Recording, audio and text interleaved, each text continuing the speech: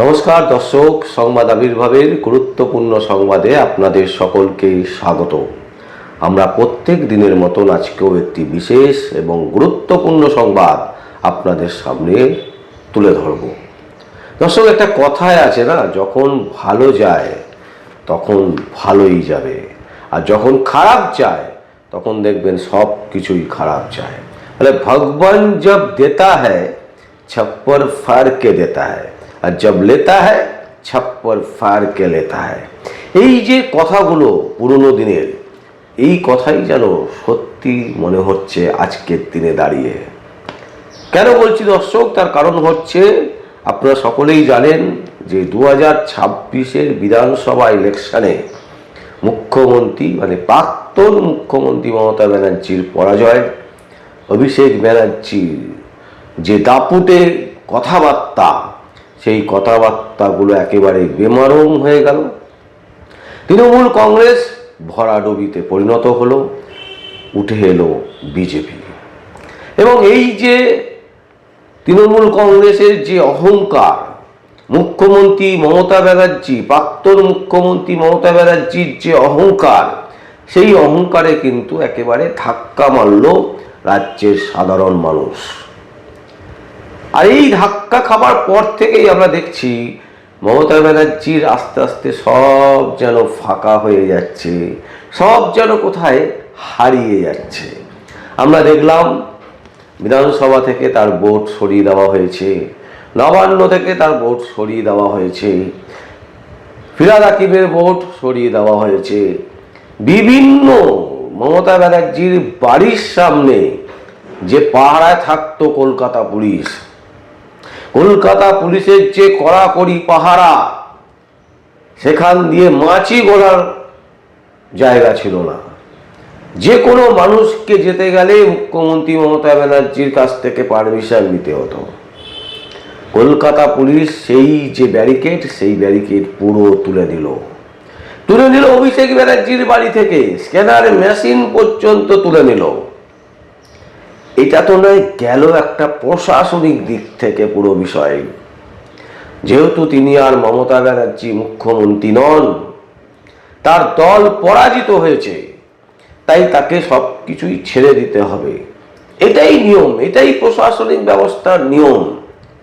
কিন্তু আমরা দেখছি যেটা, যে কলকাতা পুলিশ মমতা ব্যানার্জি এবং অভিষেক ব্যানার্জিকে আনফলো করে দিল কলকাতা পুলিশ।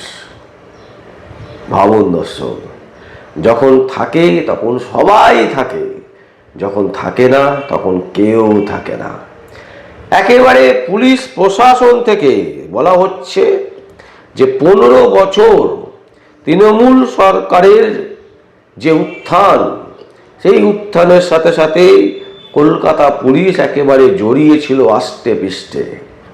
তারা তৃণমূল কংগ্রেসের সুপ্রিমো মুখ্যমন্ত্রী, প্রাক্তন মুখ্যমন্ত্রী মমতা ব্যানার্জি, অভিষেক ব্যানার্জিকে তাদের যে ফেসবুক পেজ, টুইটার পেজ, সেগুলোকে ফলো করত কলকাতা পুলিশ।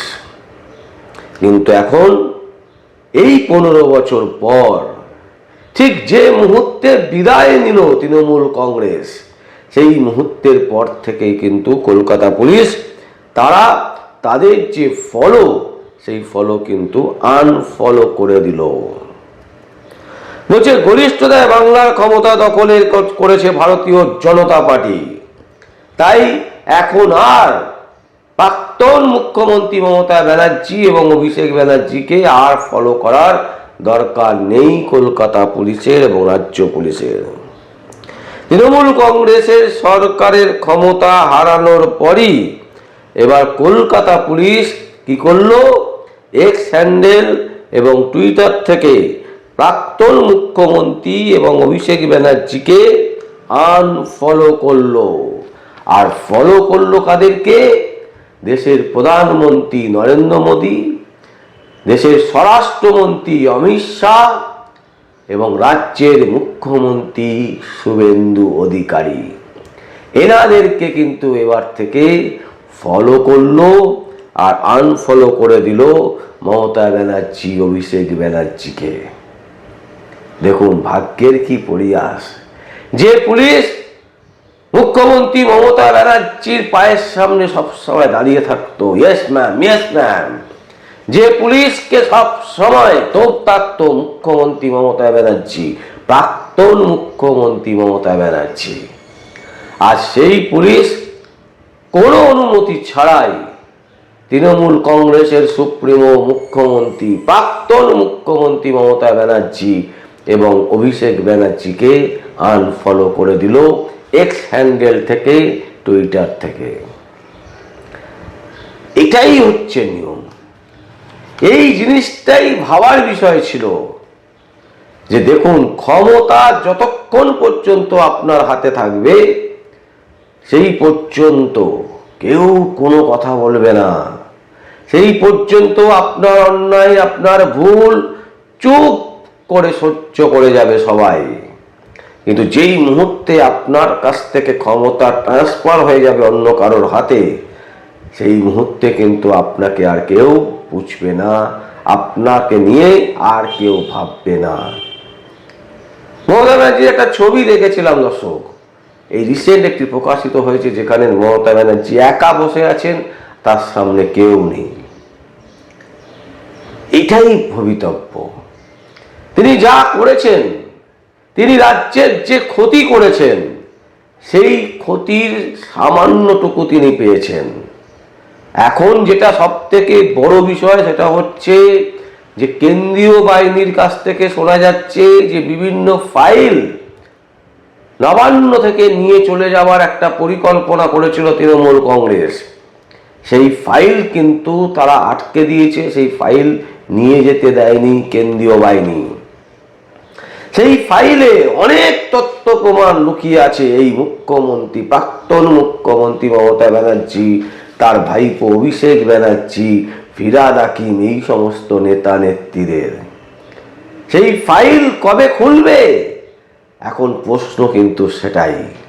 সাধারণ মানুষ কিন্তু আশা ভরসা করে বিজেপিকে নিয়ে এসছে রাজ্যে, যে তারা ডবল ইঞ্জিন সরকার হবে। একদিকে রাজ্যের যেমন উন্নতি হবে, অন্যদিকে যে সমস্ত কর্মকাণ্ড করেছিল তৃণমূল কংগ্রেস, যে দুর্নীতি করেছিল, সেই দুর্নীতির এক একটা ফাইল খুলে তাদেরকে জেলে ঢোকাতে হবে। এটাই কিন্তু মানুষের চাহিদা, এর থেকে বেশি মানুষের চাহিদা নেই। এবং সব থেকে বড় যে বিষয়টা দর্শক আপনাদের সামনে আমরা তুলে ধরলাম, সেটা হচ্ছে এক্স হ্যান্ডেল এবং টুইটার, সেখান থেকে আনফলো করে দিল কলকাতা পুলিশ। প্রয়োজন ফুরিয়েছে, এবার বিদায়ের পালা। সেই বিদায় কিন্তু জানিয়ে দিল কলকাতা পুলিশ তথা রাজ্য পুলিশ। তাদের কাছে মমতা ব্যানার্জি আর অভিষেক ব্যানার্জি কোনো গুরুত্বপূর্ণ মানুষ নন। তারা এখন সেই সামান্য যেরকম রাজনৈতিক একজন নেতা নেত্রী, ঠিক সেই রকম। ভাবুন, ভাগ্যের কি পরিহাস। এই 4 তারিখের আগেও কি দাপট, আজ সেই দাপট শূন্যতে মিলিয়ে গেল। এবং শুধু শূন্য নয়, যে পুলিশ অফিসাররা মমতা ব্যানার্জিকে প্রতিদিন স্যালুট করতেন, মমতা ব্যানার্জির একটা কথা অমান্য হলে যারা ধমক খেতেন, আজ তারা সেই মমতা ব্যানার্জিকে আনফলো করে দিলেন, সেই অভিষেক ব্যানার্জিকে আনফলো করে দিলেন। দিনের পর দিন ক্যামাক স্ট্রিটে যেভাবে পুলিশি প্রহরায় অভিষেক ব্যানার্জির অফিসকে রক্ষা করত, সেই অভিষেক ব্যানার্জির অফিস থেকেও কিন্তু পুলিশ সরিয়ে নেওয়া হয়েছে। নিরাপত্তা বলতে যেটুকু পায় সবাই, সেই রকমই নিরাপত্তা পাবে। আর প্রাক্তন মুখ্যমন্ত্রী মমতা ব্যানার্জি যেটুকু পাওয়ার কথা, সে প্রাক্তন হিসাবে সেটুকুই তিনি তার নিরাপত্তা পাবেন।